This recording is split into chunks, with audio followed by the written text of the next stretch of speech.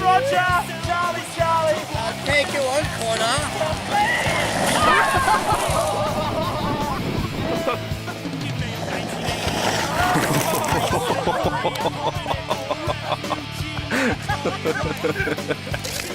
Oh guys, well I guess that's what happens when you give the Beerfridge lads a bodyboard for Christmas. You're back with the weekly skid. How you going guys? We've got another pretty fat episode for you today. We catch up with our resident DVD reviewer Sticko when he's reviewing Bay of the Dead, an indie surf cult zombie film classic from our in-house editor Johnny Abeg. We're going to be catching up with another mad professor, Fred Coblin, who's going to be running us through his quest for the perfect wave as he shows us all his going-ons with his artificial reef technology. We then meet up with ex-world longboarding champion cum muso Beau Young. But right now, let's head to Fiji where Kelly Slater just took out his third event for the year at the Globe Pro.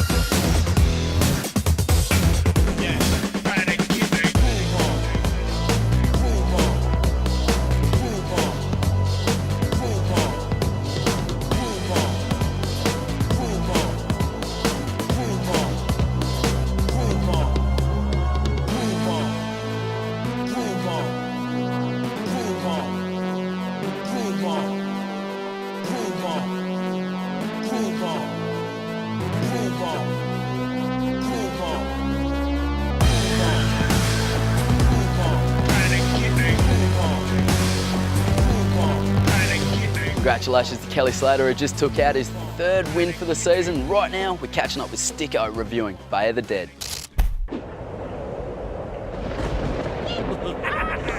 It's time.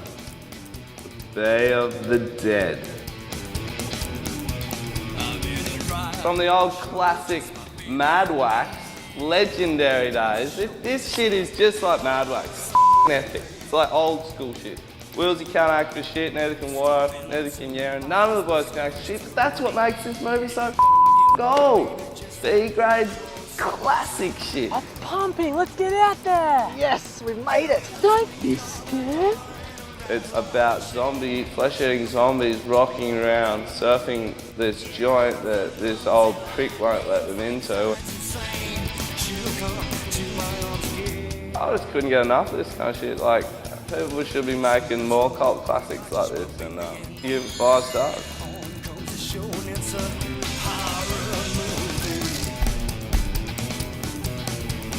Chased by zombies from the black lagoon.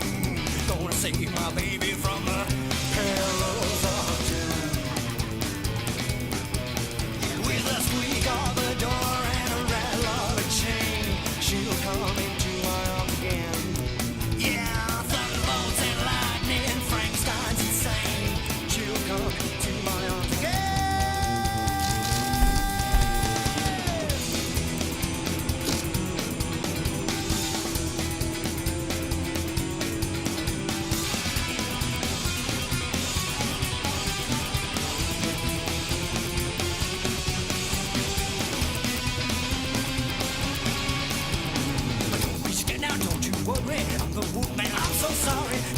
you now, don't you worry. I'm the wolf man, I'm so sorry. Better run now, I'm so hungry. Taste of meat is all I want now. Better run now, you better hurry. Taste of meat is all I want. I'll get you in the forest when there's no one else around. Coming up next, we chat with Fred Coblin in his quest for the perfect wave. Don't be scared. Greet me on over.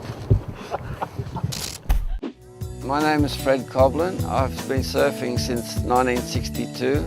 I made my first surfboard at school and surfed in Kurnell, Botany Bay in Sydney. The models I've made were tested in a tank at ASR in New Zealand. They've attracted a lot of attention.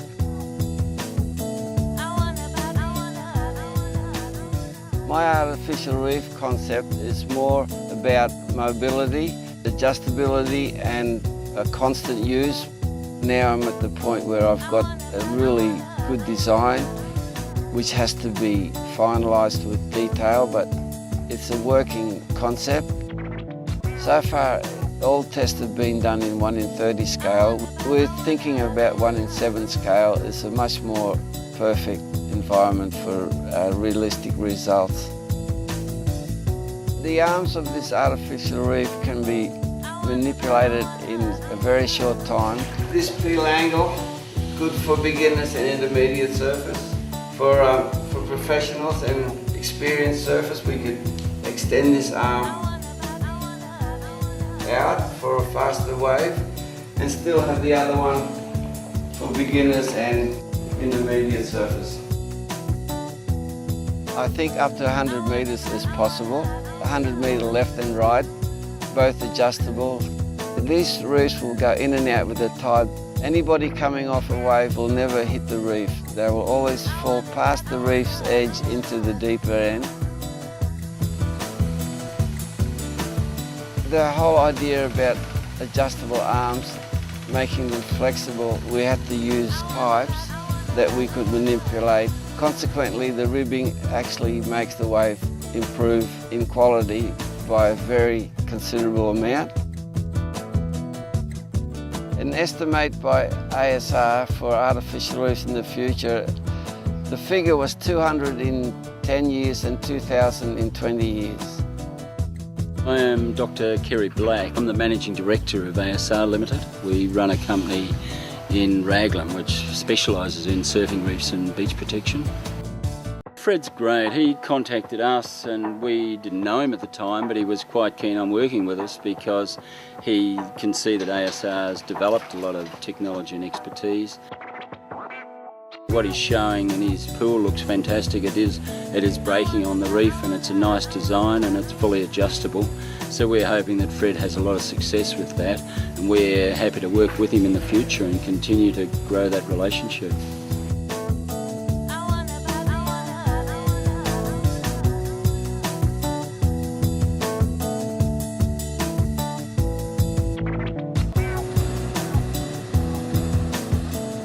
Coming up next, we catch up with ex-world longboarding champion cum muso, Beau Young.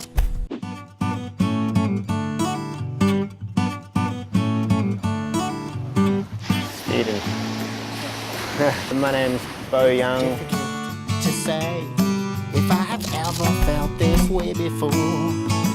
I really didn't first pick up a guitar until I was about 17 years old. Just basic stuff, you know, just learning a few chords and didn't even consider that I'd ever be writing a song, let alone doing albums and just playing at home alone. Until, you know, a friend one time said, I think you got a voice there and you may as well pursue it. Let me dive in. Musical style for me is a lot like surf style. I guess I can go from pretty mellow, finger-picked folk to pretty full-on, heavily bar-chorded, kind of out there, abstract-y, letting go with the band kind of sound as well. So I definitely don't feel as though I'm in one set pattern of playing. As far as I know, every human on the planet is into music. It's in everything we do, even the rhythm of my voice when I'm talking to you, and rhythm of the waves you can hear, and the birds in the morning. I think music is an inherent part of our being, along with rhythm.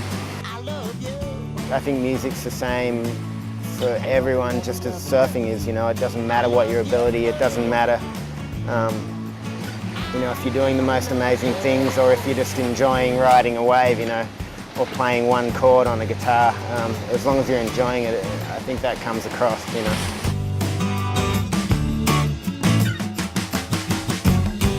Surf career thing's interesting for me because I never honestly really wanted to compete, but it was the only avenue I had to make a living in surfing. It was a dream come true to win a world championship, but in reality my heart hadn't been in it for years. I still feel as though every day I try and surf to the best of my ability, you know, as an individual, which is awesome, you know. I love the ocean and I love how you can be in so many frames of mind out there. You can really try and perfect your art form, but at the same time you can really just try and tap in and enjoy the flow of riding a wave. I still surf every day and I love it more than ever. I pinch myself every day that I get to make a living out of surfing and music.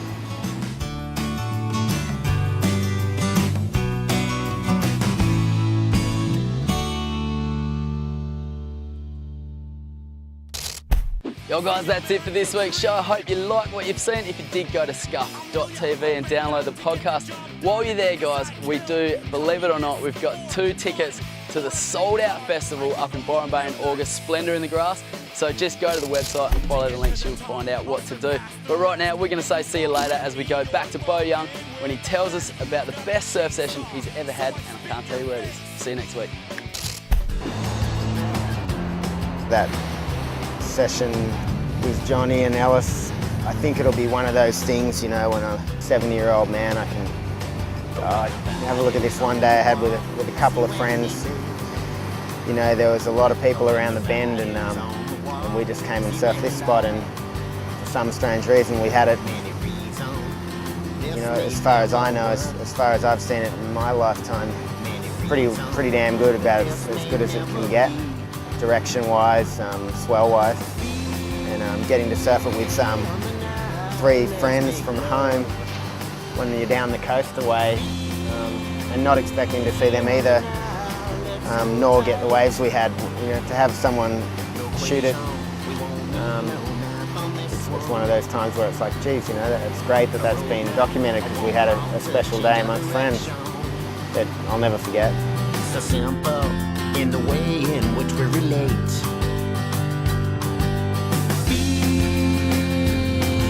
Now let's make love.